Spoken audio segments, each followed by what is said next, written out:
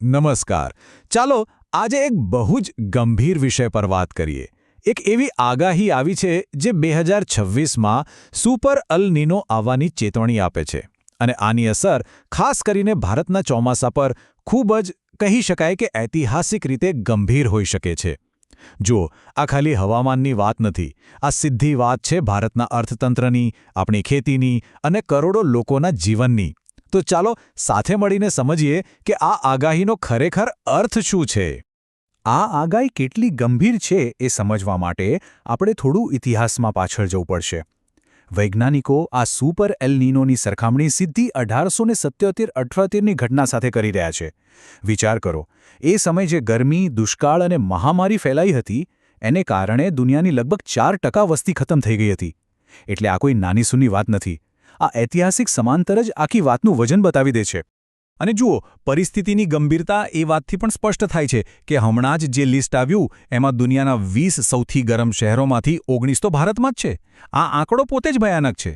એનો મતલબ કે આપણે અત્યારથી જ આકરી ગરમીનો સામનો કરી રહ્યા છીએ અને સુપર અલ નીનો આ સ્થિતિને ક્યાંય વધુ ખરાબ કરી શકે છે. તો આ સુપર અલ નીનો આ ઘટના ખરેખર છે શું? ચાલો પહેલા વિભાગમાં આપણે આને બરાબર સમજીએ. એકદમ સાદી ભાષામાં સમજીએ કે આ અલ નીનો છે શું. એમ સમજો કે આ પ્રશાંત મહાસાગરમાં દરિયાની સપાટીના તાપમાનમાં આવતો એક મોટો ફેરફાર છે. હવે જ્યારે પેસિફિક ઓશનનો પૂર્વ ભાગ એટલે કે જે સાઉથ અમેરિકાની નજીક છે ત્યાંનું પાણી એ નોર્મલ કરતાં વધારે પડતું ગરમ થઈ જાય, બસ એ જ સ્થિતિને આપણે અલ નીનો કહીએ છીએ.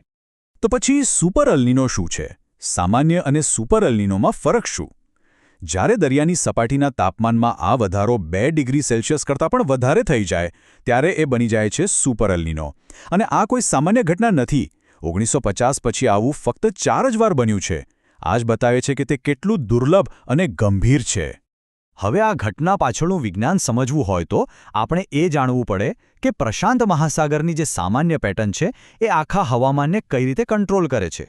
અહીંયા બહુ સ્પષ્ટ રીતે જોઈ શકાય છે કે એક નોર્મલ વર્ષમાં અને અલ નીનોવાળા વર્ષમાં પરિસ્થિતિ કેવી રીતે આખી પલટાઈ જાય છે.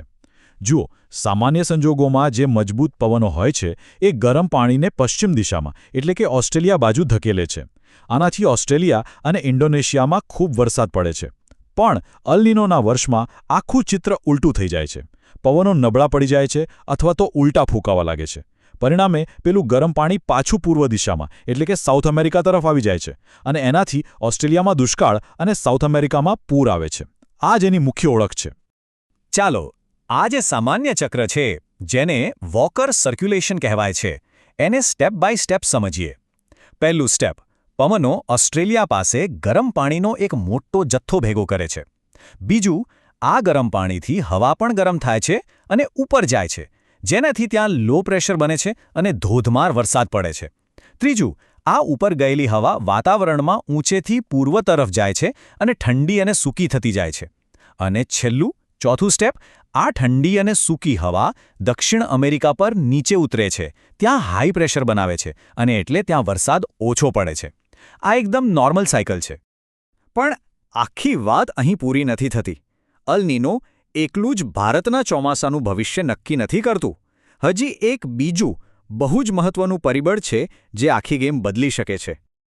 તો એક મોટો સવાલ એ થાય કે શું અલ નીનો આવ્યો એટલા ભારતમાં દુકાળ પાક્કો જ? તો જવાબ છે ના, એવું જરૂરી નથી. અને એનું કારણ છુપાયેલું છે હિન્દ મહાસાગરમાં. આ એક્સ ફેક્ટર છે ઇન્ડિયન ઓશન ડાયપોલ એટલે કે આઈઓડી. આને તમે હિન્દ મહાસાગરનું પોતાનું અલ નીનો પણ કહી શકો. જ્યારે અરબી સમુદ્રનું પાણી બંગાળની ખાડી કરતાં વધુ ગરમ હોય ત્યારે તેને પોઝિટિવ આઈઓડી કહેવાય છે. અને આ પોઝિટિવ આઈઓડી ભારતના ચોમાસા માટે એકદમ મદદરૂપ સાબિત થઈ શકે છે. હવે ખરી મજા તો ત્યારે આવે છે જ્યારે આ બંને પરિબળો સાથે મળીને કામ કરે છે. ધારો કે પ્રશાંત મહાસાગરમાં અલ નીનો છે, પણ સાથે સાથે હિન્દ મહાસાગરમાં પોઝિટિવ આઈઓડી પણ છે. તો શું થશે? તો આઈઓડી અલ નીનોની અસરને ન્યુટ્રલ કરી શકે છે અને વરસાદ સરેરાશ રહી શકે છે, જેવું 1997માં થયું હતું. પણ જો અલ નીનો સાથે નેગેટિવ આઈઓડી હોય તો સમજો કે અસર ડબલ થઈ જાય છે અને ગંભીર દુષ્કાળનું જોખમ ખૂબ વધી જાય છે. ચાલો હવે ક્લાઇમેટ સાયન્સથી થોડા આગળ વધીએ અને એ જોઈએ કે આની સીધી અસર ભારતના અર્થતંત્ર અને સમાજ પર શું અને કેવી રીતે પડશે. તો ભારતીય હવામાન વિભાગ એટલે કે IMD 2026 માટે શું કહે છે? એમની આગાહી મુજબ વરસાદ લોંગ પીરિયડ એવરેજના માત્ર 92% રહેવાની શક્યતા છે. હવે આ આંકડાને ઓફિશિયલી સામાન્ય કરતાં ઓછો વરસાદ માનવામાં આવે છે. આ એક સ્પષ્ટ ચેતવણીનો સંકેત છે. હવે નબળા ચોમાસાની અસર ખાલી ખેતર પૂરતી નથી હોતી. ના, આ તો એક ડોમિનો ઇફેક્ટ જેવું છે. એક પછી એક બધું ખોરવાઈ જાય. સૌથી પહેલાં તો ખરીફ પાકને પાણી ના મળે. પછી આપણા જે ડેમ અને જળાશયો છે એનું લેવલ નીચે જતું રહે, એટલે સીધી પાણીની તંગી.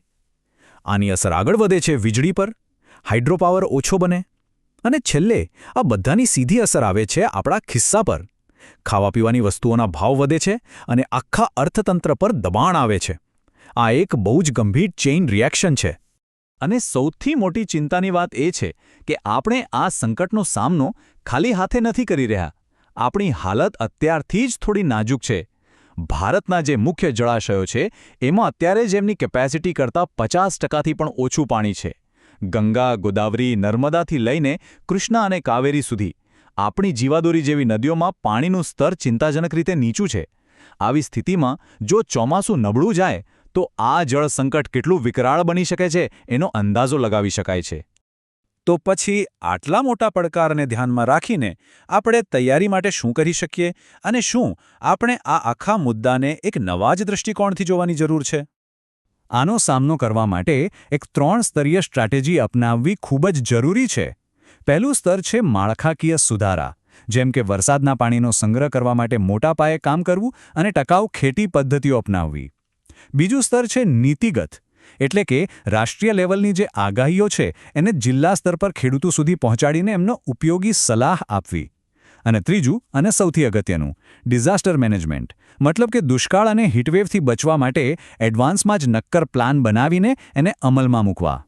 અને આ આખી વાત આપણને એક બહુ મોટા સવાલ પર લાવીને મૂકે છે. જેમ જેમ ગ્લોબલ વોર્મિંગ અને ક્લાઇમેટ ચેન્જનું વિકરાળ સ્વરૂપ સામે આવી રહ્યું છે, શું હવે એ સમય આવી ગયો છે કે આપણે ચોમાસાને ફક્ત એક ઋતુ તરીકે ન જોઈએ, પરંતુ એને રાષ્ટ્ર માટે એક મુખ્ય વ્યૂહાત્મક પડકાર, એક નેશનલ સિક્યુરિટીનો મુદ્દો સમજીએ?